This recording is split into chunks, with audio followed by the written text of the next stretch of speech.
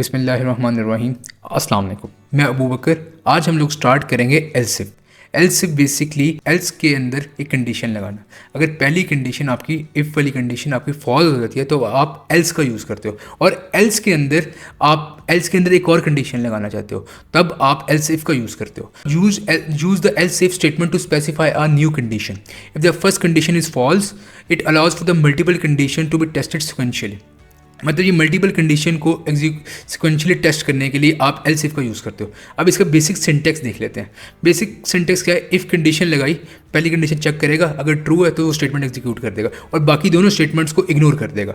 लेकिन अगर else if पहली कंडीशन फॉल्स हो जाती है तो फिर आप एल्स इफ का यूज़ करोगे और एल्स इफ वाली जो कंडीशन है वो चेक करोगे। एल्स इफ वाली कंडीशन जब मैंने चेक की, अगर तो वो ट्रू है तो उसकी स्टेटमेंट को एग्जीक्यूट कर दो और बाकी दोनों इफ कंडीशन को भी इग्नोर कर दो और एल्स वाली कंडीशन को भी इग्नोर कर दो। लेकिन अगर एल्स इफ वाली कंडीशन भी फॉल्स है तो फिर इसका मतलब इफ कंडीशन भी फॉल्स है और एल्स इफ कंडीशन भी फॉल्स है, दोनों फॉल्स है, तो फिर आप लास्ट वाला एल्स को एग्जीक्यूट कर दोगे, एल्स की स्टेटमेंट्स को एग्जीक्यूट कर दोगे। बस ये इसका बेसिक पूरा का पूरा सिंटेक्स है जो मैंने आपको बता दिया। चलें आए इसका अब एक प्रैक्टिस क्वेश्चन देख लेते हैं।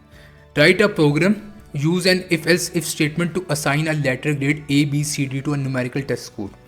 आपने क्या करना है इस क्वेश्चन के अंदर? आपने इस क्वेश्चन के अंदर बेसिकली एक टेस्ट स्कोर अपनी यूज़र इनपुट करेगा और यूज़र क्या उससे पूछेगा कि यूज़र को आउटपुट कर देगा वो ग्रेड, या उसका ग्रेड होगा A या होगा B या C या D, जो भी ग्रेड होगा वो उसका आउटपुट हो जाएगा। Let's try this question. अच्छा, अब हम इसका प्रैक्टिस क्वेश्चन देख लेते हैं। Hash include iostream using namespace std int main। आपने कांस्टेंट साइज़ का एक वेरिएबल डिक्लेयर कर लिया A स्कोर के नाम से, जिसमें आपने 80 स्टोर कर दिया। फिर आपने कांस्टेंट साइज़ का B स्कोर का वेरिएबल डिक्लेयर कर लिया जिसमें आपने 70। फिर आपने C स्कोर का 60, 50, 40 और इन सबको आपने कांस्टेंट साइज़ के कर दिया ताकि फिक्स साइज़ के। उसके बाद आपने डिक्लेयर किया एक टेस्ट स्कोर का वेरिएबल जिसके अंदर आप सी आउट करें एंटर योर टेस्ट स्कोर। फिर आपने सीन किया test score, in test score किया। अगर आपने फिर यहाँ पे कंडीशन लगा ली if test score greater than A score, if test score greater than और इक्वल टू A स्कोर तो सी आउट कर दो you have achieved A score. Else if test score greater than equal to B score तो cout कर दो you have achieved the B grade. और या तीसरे के अंदर else if test score greater than equal to C score तो you have achieved the C grade. Else if test score greater than D score you have achieved the D grade. और last के अंदर जब D grade भी नहीं है तो आपने एक हाली एल्स लगाया सी आउट करने के लिए, you have failed the exam. D से नीचे आपने फेल कर दिया एग्जाम। चले आए इसका आउटपुट देखते हैं।